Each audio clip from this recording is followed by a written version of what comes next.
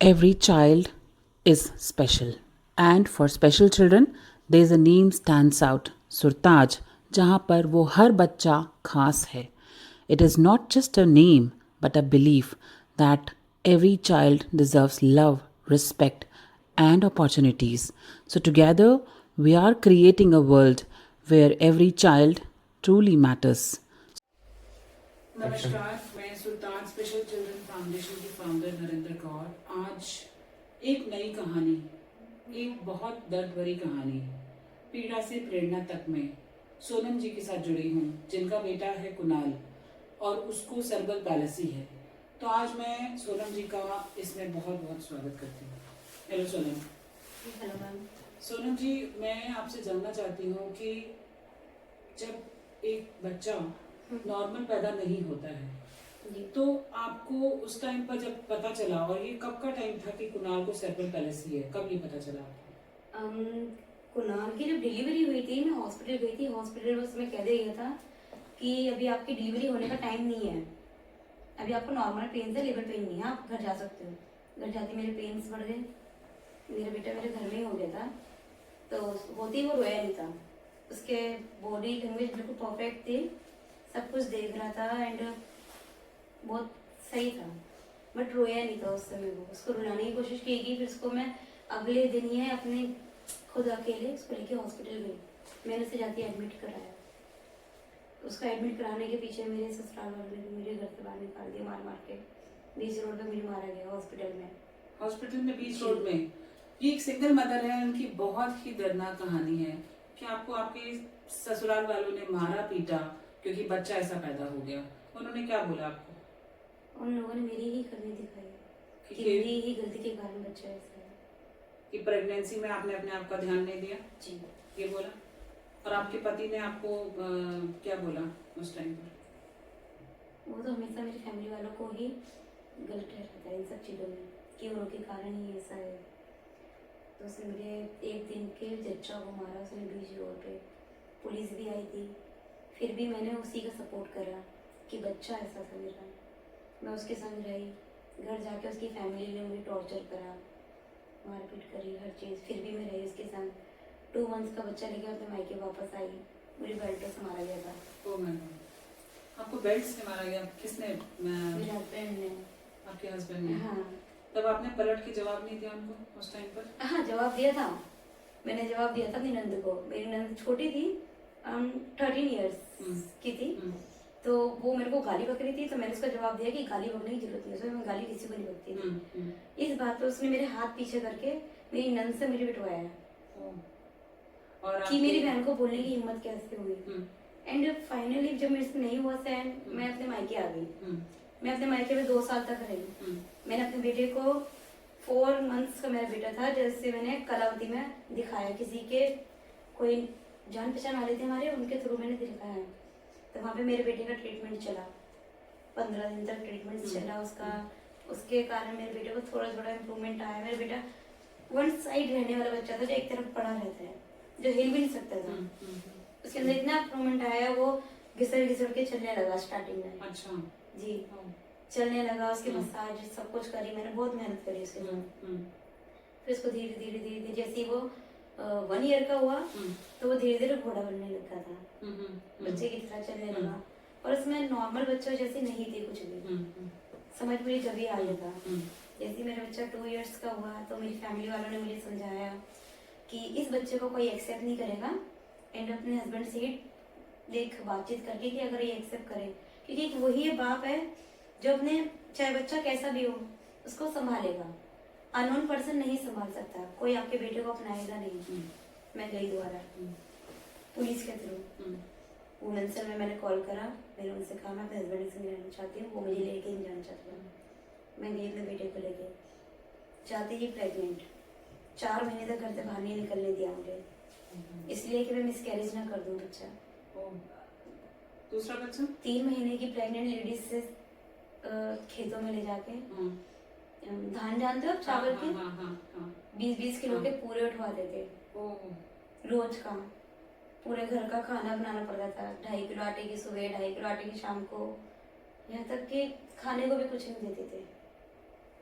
फिर भी मैंने स्ट्रगल करा, मैं रही वहाँ पे। मैं फिर भी 1 साल तक रही जब तक मेरा बेबी हुआ, क्योंकि इस बार मैंने सोच लिया था कि मैं मायके नहीं जाऊंगी। मायके वाले सपोर्ट नहीं कर सकते हमें आपका ज़्यादा। मायका कहाँ पर है और ससुराल? मेरा मायका है ये ख्याला केशपुर मंडी, ओके। और और ससुराल? मेरा ससुराल है ये सुल्तानपुरी में है ना अपने, जी ये वहाँ पे है। जी। तो फिर मेरी बेटी हुई, बेटी होने के बाद फिर वही हाल, प्रेगनेंसी में मारना, बच्चा होने के बाद मारना, आए दिन का उसको तो आदत पड़ गई थी मारने की। उसको पड़ी पड़ी उसके भाइयों ने मेरे से चांस मारने की स्टार्ट करे। ओके। उसके तीसरे नंबर के भाई ने मेरे से कहा कि भाभी, स्टार्ट कर लो आप। क्या कहता भाई? उसके भाई ने मुझे कहा कि मुझे देखना है फिजिकल होके कैसा लगता है। ओह। ये बात मैंने अपने हस्बैंड को बताई। हम्म। मेरे हस्बैंड ने मुझे बिजली की वायर से मारा, ओह। मोटी वाली वायर से मारा, जो मेरे हाथों में वायर घुसी हुई थी। और मैंने फिर इसी बात पे जाके मैंने अपने देवर के थप्पड़ मारा कि मैंने मना कर दी तो इसमें मेरी गलती क्या है। उल्टा उसने मुझे पूरे परिवार के सामने घसीटते हुए मारा, गिरा गिरा के। देवर कोई ने? बचा नहीं। पति ने? कोई ये बचाने देवर नहीं है? देवर ने? देवर ने भी हाथ उठाया? मुझे सब मारते थे वहाँ। आपके माँ बाप ने कुछ नहीं किया उस टाइम पर? नहीं, मैं बताती हूँ, मेरे माँ बाप भी हुआ, माँ बाप का भी आना। हम्म। मेरी डॉटर होगी, डॉटर होने के 2 महीने बाद फिर मैं मायके आ गई। मेरे से नहीं हुआ सहन, मेरे से लड़ाई सहन नहीं होती। मैं कहा मैं लड़ाई नहीं कर सकती बिल्कुल भी। मायके आई, मायके रही, रहते रहते रहते मेरी बेटी होगी 2 साल की, फिर ससुराल गई। मैंने सोचा यार अब 2 बच्चे हैं, अब तो कोई बिल्कुल भी नहीं करेगा मुझे एक्सेप्ट। तो फिर मैं दोबारा गई, वहाँ पे जाके रही। फिर वही बातें, मारना पीटना, टॉर्चर करना एंड ब्लेमिंग रहना इस चीज की कि मुझे दूसरा मिल जाएगा, उसको कोई नहीं मिलेगी, क्योंकि वो मेरे आगे कुछ भी नहीं है। मैंने यही देख के करी थी शादी कि इंसान की शकल अच्छी नहीं है, दिल अच्छा होना चाहिए। पर उसका तो दिल भी बहुत खराब था, शकल तो थी। फिर मैं गई, उसके संग रहेगी सब कुछ, पर नहीं समझा उसने मुझे कभी।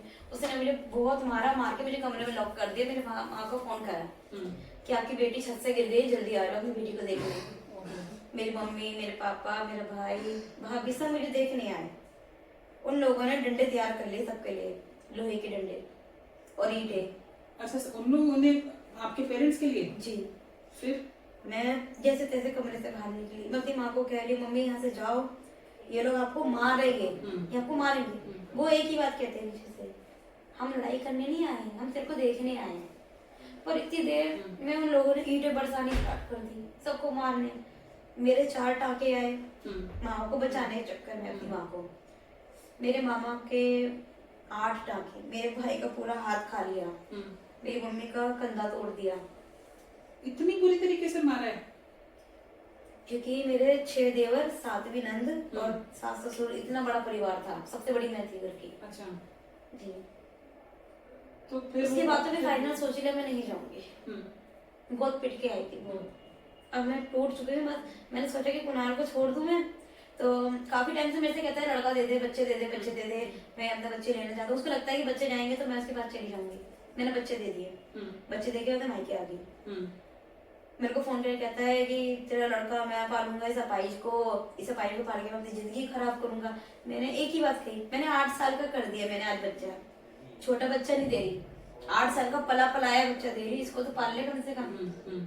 छोटा बच्चा दूं तो तू कहने का हकदार है कि तू सब कुछ करेगा। अरे बच्चा समझदार है, उसको तो रख ले। कहता है इस अपाइज के लिए नहीं जी रहा मैं, मेरी भी दूसरी बेटी है ना, उसको देखना है मुझे। दूसरी बैठी है मतलब? सेकंड मैरिज करके बैठा हुआ है। अच्छा, सेकंड मैरिज कर चुका है? हाँ, उसके तो परिवार आपका तो डिवोर्स अभी नहीं हुआ है कि उसके बावजूद भी सेकंड मैरिज कर लिया? हाँ, वो यहाँ नहीं रहता, उसने करा है गांव में। अच्छा। काजल सुना है आपने, अलीगढ़ से हाँ, आगे हाँ, काजल, हाँ, वहाँ पे हाँ। उसने कर किया। अच्छा। पर मेरे पे प्रूफ नहीं है उसके कोई भी। राइट। उसने सब कुछ कर रखा है, तो फिर वो उसने मुझे कहा कि बच्चा ले जा। मैंने कहा मैं नहीं लूंगी, इसे तू ही पाला, क्योंकि मैं भी थक चुकी हूँ सबके सुन सुन के ताने।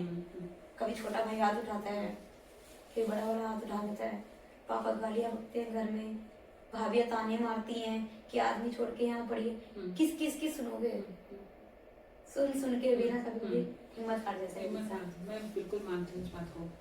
मेरा सबसे पहला तो इतनी दर्द भरी कहानी सुन के कि एक आदमी जब बच्चे को अपने एक्सेप्ट नहीं करता और उसके बाद बेल्टों से मारता है, इतनी दर्द भरी कहानी मैंने सुनी है इनकी अभी तक। कि जिसमें आदमी ने एक्सेप्ट नहीं किया, एक फादर एक्सेप्ट ही नहीं कर पा रहा बच्चे को कि ये बच्चा अपाहिज पैदा हो गया है। कहते हैं मैंने अपनी जिंदगी खराब करनी है क्या?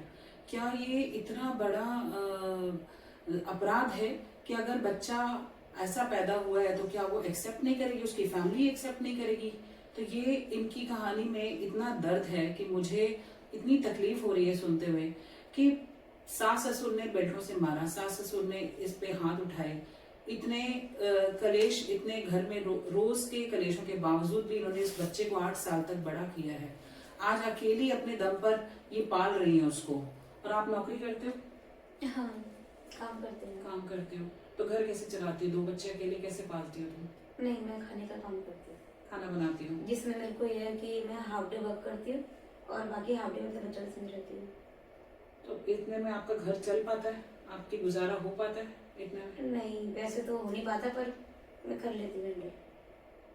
मैं कर बहुत लेती हूँ। बहुत पेनफुल है कि फाइनेंशियल क्राइसिस आ जाता है जब ऐसे बच्चे पैदा होते हैं, तो फाइनेंशियली बहुत डाउन हो जाता है इंसान। और जब अकेला हो इंसान, कि एक अकेली औरत जिसको 2 बच्चे पालने और एक स्पेशल चाइल्ड हो, बहुत ज्यादा मुश्किल है कि फाइनेंशियल इंस्टेबिलिटी इतनी ज्यादा है, उसको अपनी जिंदगी का नहीं पता, तो वो 2 बच्चे पाल के कैसे बड़ा करेगी उनको, कहाँ जाएगी, क्या समाज उसको एक्सेप्ट कर पाएगा, क्या समाज में ये चीजें उठकर आएंगी कि हमारी मदद के लिए कोई करने आएगा? तो आपके पेरेंट्स ने इसको एक्सेप्ट किया कि नहीं? नहीं, पेरेंट्स सपोर्ट करते हैं, बट वो भी कितना करेंगे, वो भी थक जाते हैं आने वाले टाइम पे। मैं समझ सकती हूँ। एज है? हाँ, एज है, 50 के आसपास एज है। वो भी थक गए हैं, कहते हैं कि हम नहीं कर सकते, या तो इसको देर से नहीं पल रहा है तो अनाथ आश्रम में डाल दो। अब मैटर ये है कि मैं अनाथ आश्रम में डाल तो दूँ, जब मैं वहाँ की कंडीशन देखती तो मैं खुद ही जाती, मैं कहती यार मैं जैसे संभाल रही हूँ और कोई कैसे संभाल लेगा इसको। 9 साल का हो गया, खाना पीना खा लेते हैं? हाँ चल फिर लेते हैं? जी, बस उसे पोटी नहीं बताता है, सबसे बड़ी प्रॉब्लम उसकी। अच्छा, वो डायपर पे रहता है या नॉर्मल? डायपर रहता है। डायपर पे रहता है। तो कुछ अभी स्कूल वगैरह कुछ में जाता है या कुछ? हाँ, स्कूल जाता है। स्कूल जाता है। स्कूल जाता है। और फिर वो वहाँ पे स्पीच थेरेपी वगैरह ये सारी चीजें? पता नहीं मुझे वहाँ का कुछ नहीं पता, बस मुझे स्कूल का भी थोड़ा समझ नहीं आता है। मैं आपको सही है जो भी है।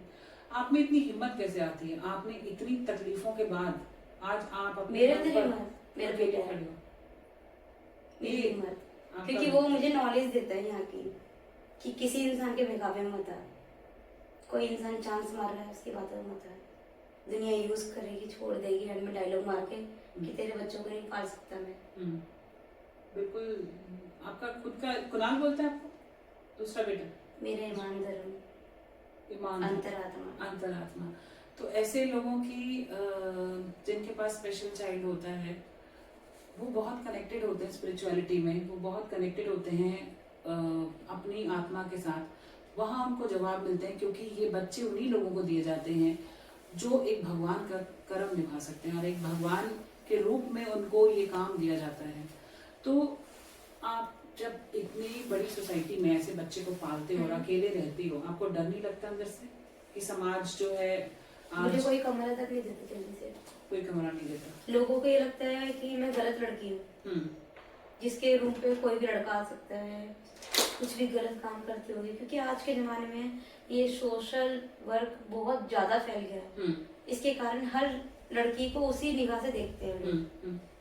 तो बहुत मुश्किल से कमरा मिलता है एंड वहाँ पे फिर हमें अपना दिखाना पड़ता है कि हम कितने लॉयल हैं, हम कितने सही हैं। इस सोसाइटी में सिंगल मदर्स को एक्सेप्ट नहीं कर पाते हैं, क्योंकि वो सिंगल मदर क्यों है? क्या ये पेट्रियार्की का जो रूल बना रखा है कि समाज में औरत को हमेशा पीड़ित होना है और औरत को हमेशा दर्द सहना है, क्या ये सही है? क्योंकि मैं खुद एक सिंगल मदर हूँ और मैंने ये बेड़ा उठाया है कि इस बेड़ा को आगे लेके जाना है, इस मिशन को आगे लेके जाना है। तो वुमेन एम्पावरमेंट की अगर हम बात करते हैं या वुमेन को एम्पावर किया जाए, तो सबसे पहले तो आप सिंगल मदर्स की मदद कीजिए जो वो अकेले ऐसे बच्चों को पाल रही हैं, इन स्पेशल चाइल्ड को पाल रही हैं, जिनको खुद आज सोसाइटी जो है कमरा तक नहीं देती, रहने को जगह तक नहीं मिलती है। तो वो ऐसे बच्चे को लेके कहाँ जाएंगी, किस तरीके से पालेंगी, क्या उनका फाइनेंशियल सपोर्ट हो पाएगा, किस तरीके से उनकी मदद हो पाएगी? आपसे ये सवाल मेरा जरूर रहेगा कि आपको इस जवाब का इसका जवाब देना है कि हम जैसे लोगों का क्या होगा। और आप क्या कहना चाहती हैं समाज से कि समाज एक्सेप्ट कर पाता है? नहीं करता। आज के जमाने में आप बाहर निकलती हैं तो आपको लगता होगा कि दुनिया को देखते हो, दुनिया को वो एक्सेप्ट नजरों से भी जब बच्चे को देखते होंगे तो जब तक आप बताओगे नहीं कि आपका बैकग्राउंड क्या है, जब तक तो आप बहुत अच्छे हो। जिस दिन आपके पीछे का पता चलता है, दुनिया पीछे हो जाती है। उनसे दुनिया हमें देखेगी, हमसे कहेगी तुम लगते नहीं हो शादीशुदा, तुम लड़की रखते हो। जब हम बताते कि हमारे 2 बच्चे हैं, नहीं ऐसा हो ही सकता, आप लगते नहीं हो बिल्कुल, आप इतने स्मार्ट, इतने क्यूट, ऐसे कमेंट्स करते हैं। पर उन कमेंट्स का एक ही जवाब देती हूँ कि मैं कभी झूठ नहीं बोलती। अगर आपको ज़्यादा कुछ देखना है, आप मेरी आईडी चेक कीजिए, मेरी इंस्टाग्राम आईडी चेक कीजिए, इसमें मेरे बच्चों का पूरा डेटा है। ज़्यादा सोसाइटी इतनी जल्दी एक्सेप्ट नहीं करती है, और ना ही सोसाइटी को ये मंजूर होता है कि हम फैमिली वाले को घर दें, या हमें ऐसे लोग मिलने उन्हें हस्बैंड चाहिए। उन्हें ये चाहिए कि हस्बैंड वाइफ दोनों संग में रहे, क्योंकि उन लोगों को लगता है कि हस्बैंड वाइफ ही सही है। पर आज के जमाने में हस्बैंड वाइफ के होते हुए भी लोग गलत काम करते हैं। बिल्कुल करते हैं। जो लड़कियां सही होती है ना, उनको भी लोग गलत ठहराते हैं। बिल्कुल ठहराते हैं। आज के जमाने में इन्होंने बिल्कुल सही बोला, क्योंकि सिंगल मदर अगर है, क्या वो बेड़ा उठा रही है, वो अपनी जिंदगी का अपना खुद का खर्चा भी उठा रही है, और साथ में बच्चा भी पाल रही है, और साथ में अगर हस्बैंड ने सपोर्ट नहीं किया, वो मारता है, वो पीटता है, ससुराल वाले जब सड़क पे खड़े होके मारते हैं, तो क्या वो वुमेन एम्पावरमेंट है, या वो पेट्रियार्की है, या आपने उस सोसाइटी को उस दर्जे को दे दिया है कि हम क्या जी नहीं सकते, या हमें सर्वाइवल का मौका नहीं मिलेगा, या हमें कूद के मर जाना चाहिए। तो ऐसे लोगों के साथ आप बताइए कि हम क्या करें। रोजेट होटल्स की तरफ से आपके बच्चे के लिए गिफ्टिंग पार्टनर बने हैं हमारे, तो ये गिफ्ट आपके बच्चे के लिए। रोजेट होटल्स ने हमें गिफ्ट भेजे हैं, सपोर्ट किया है स्पेशल चिल्ड्रन के लिए और उनके पेरेंट्स के लिए, कि वो आ रहे हैं। ये बहुत बड़ी बात है कि आप यहाँ पर आए हो, इस जगह पर आकर आपने अपनी दुख भरी दास्तां मेरे साथ शेयर करी है, और इस कड़वे सच को दुनिया के सामने रखा है, जो शायद सोसाइटी एक्सेप्ट ही नहीं करती कि हम मुंह से बोले भी। तो इस सच को रखने में बहुत हिम्मत चाहिए होती है, और मैं इनकी हिम्मत की दाद देती हूँ जो आज इन्होंने बोला। और मैं चाहूंगी कि आगे आने वाले वक्त में जब हम और बड़ी चीज करेंगे, तो वहां आप आके खड़ी होंगी और आके हमें सपोर्ट करेंगे। आपका आज आने के लिए बहुत बहुत शुक्रिया, धन्यवाद, शुक्रिया। ये देखो स्कूटी चला के भाग रहा है। कहाँ जा रहा है? स्कूटी चला के कहाँ जा रहा है? जल्दी बता, तू जा कहाँ रहा है स्कूटी चला के? नीचे उतार स्कूटी से, तू जा दूध लेके आ, जा दूध लेके आ, चप्पल पहन के बिना आई है। नीचे उतर जा, पूरा ऊपर उठ के बैठा है। देखो देखो इस लड़के को, स्कूटी कैसे चलाते हैं? स्कूटी आधी चलानी है। If this journey touches your heart, support us with a like, share, and subscribe. Together, we can create a world where every child truly matters.